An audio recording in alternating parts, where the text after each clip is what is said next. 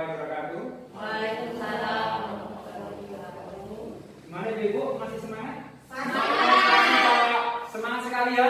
Semangat. Harus semangat. Masalahnya ini demi anak-anak kita. Nah, untuk ibu-ibu, bapak-bapak sekalian, kita di sini akan melanjutkan materi mengenai berbagai aktivitas untuk meningkatkan kemampuan berbahasa anak.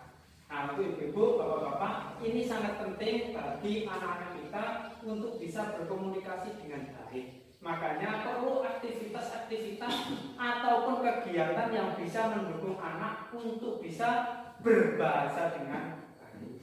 Nah, diantaranya untuk ibu-ibu, bapak-bapak sekalian, di sini itu ada kegiatan seperti menyanyi, bercerita, kemudian ada bermain. Nah, ini salah satu aktivitas-aktivitas yang bisa meningkatkan kemampuan anak untuk berbahasa. Nah, untuk ibu-ibu, supaya tidak saya saja yang ngomong, ini nanti akan saya bagi menjadi 3 kelompok. Bisa ya? Nah, ini ibu-ibu, kelompok yang pertama ini menceritakan kembali. Ya, dan nanti ibu yang kelompok pertama nanti ini menceritakan kembali cerita yang ada di buku kita pada sesi 3 ya. Yang kedua, kelompok kedua nanti ini mendiskusikan lagu daerah ataupun pantun bersama anak-anak ya. Nanti ini untuk anak-anak di rumah. Dan yang ketiga ini mempraktekkan cara berbicara dengan baik dengan anak. Jadi nanti yang kelompok ketiga ini ada yang menjadi ibu dan ada yang menjadi anak. Yang untuk itu ibu-ibu monggo kelompoknya sudah dibentuk ya Bu ya? Sudah ya? Nah, kalau sudah untuk ibu-ibu nanti akan saya berikan masing-masing kelompok untuk menyampaikan hasil diskusinya ya, menyampaikan hasil diskusinya. Tadi kelompok 1 apa tadi? Ayo, mengenai apa? Cerita dongeng, Pak. Oh, cerita dongeng yang ada pada buku pintar sesi ketiga ya, mengenai si buaya dan si tikus. Terus untuk yang kedua, kelompok kedua nanti menceritakan atau menyampaikan diskusinya mengenai anak menyanyikan lagu daerah. Nah, nanti itu hasilnya apa? Di situ ada bahasa apa yang baik, nanti itu yang disampaikan. Nyanyinya apa? Nanti menyanyi di sini nanti. Untuk yang ketiga nanti mempraktekkan, yaitu cara berbahasa yang baik antara ibu dan anak. Ketika anak itu pulang sekolah, nah ini ibu bagaimana cara menyambut anak yang baik. Nah, untuk menyingkat waktu, silakan untuk Ibu Lela. Ini berdasarkan kelompoknya tadi, silakan ceritakan ulang apa yang ada di dalam buku cerita di dalam buku pintar tersebut. Monggo Ibu. Saya berikan waktu, nggak usah lama-lama.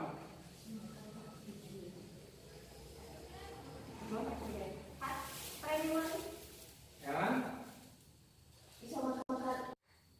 Nah, untuk ibu-ibu, bapak-bapak, diskusinya tadi yang sudah, ya toh? Nah, sekarang untuk itu, monggo untuk masing-masing kelompok menyampaikan hasil diskusinya tadi. Yang tadi mengenai cerita yang ada di dalam buku pintar. Monggo diwakili kelompoknya Bu Lela. Nggih, Pak. Niki cerita yang sudah saya baca tadi menceritakan tentang kesombongan buaya. Walaupun dia besar, tetapi masih membutuhkan bantuan dari tikus yang ukurannya sangat kecil. Ya. Jadi di sini kita tidak boleh merasa sombong walaupun besar, kuat, karena kita tetap membutuhkan orang lain, Pak. Oh ya, terima kasih. Tadi itu hasil diskusi dari kelompok 1 Bu Lela tadi. Di situ ternyata banyak hikmah yang kita ambil dari buku cerita tersebut. Di antaranya adalah hikmah Yang bisa diambil dari dengar adalah kita selalu menghormati, saling menolong kepada sesama makhluk yang lain. Tidak boleh sombong, tidak boleh congkak. Nah, ini juga sangat berpengaruh dalam bahasa anak. Untuk itu, untuk meningkatkan aktivitas salah satunya adalah tadi bercerita. Kita tidak boleh congkak, bersombong dan seterusnya. Kemudian untuk nomor 2, tolong diwakili sama Bu Nailil ini mengenai lagu-lagu daerah tadi. Ayo monggo. Ayo monggo. Semuanya sambil berdiri di monggo menyanyikan atau langsung hasilnya gimana? Monggo. Duduk aja. Monggo nyanyi sarang-sarang. Nyanyi bener-bener pacul nggih, Pak. Nggih, monggo bener-bener pacul nggih sae kok monggo. Bener-bener pacul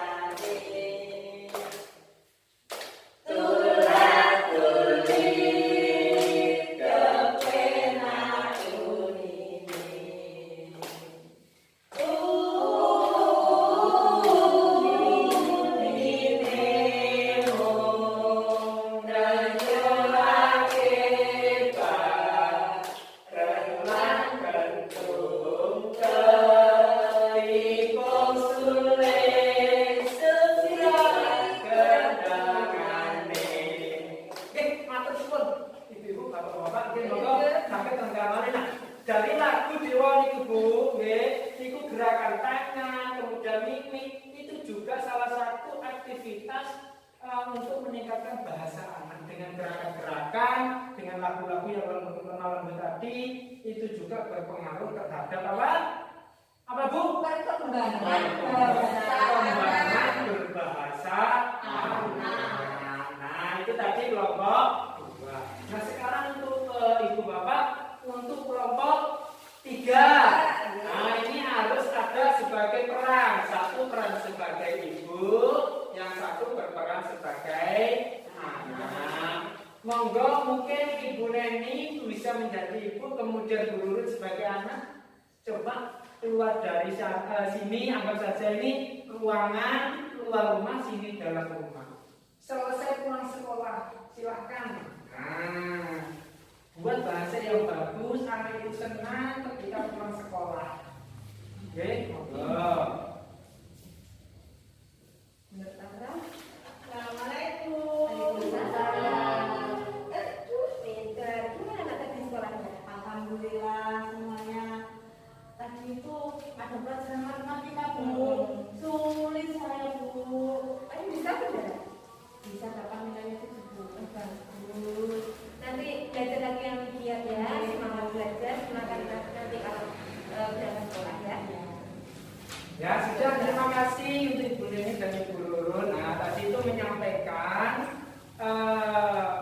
cara berbicara yang efektif kepada anak ketika pulang sekolah. Jangan anak pulang sekolah itu atau aktivitas lainnya cukup langsung diberi nada yang keras. Nah, itu berpengaruh terhadap apa? Aktivitas peningkatan kemampuan berbahasa anak. Kalau nadanya lembut, anak akan menjadi anak yang lembut. Kalau bahasanya kasar, akan menjadi anak yang kasar. Ya Bu ya, jadi itu ada timbal balik antara anak dan ibu.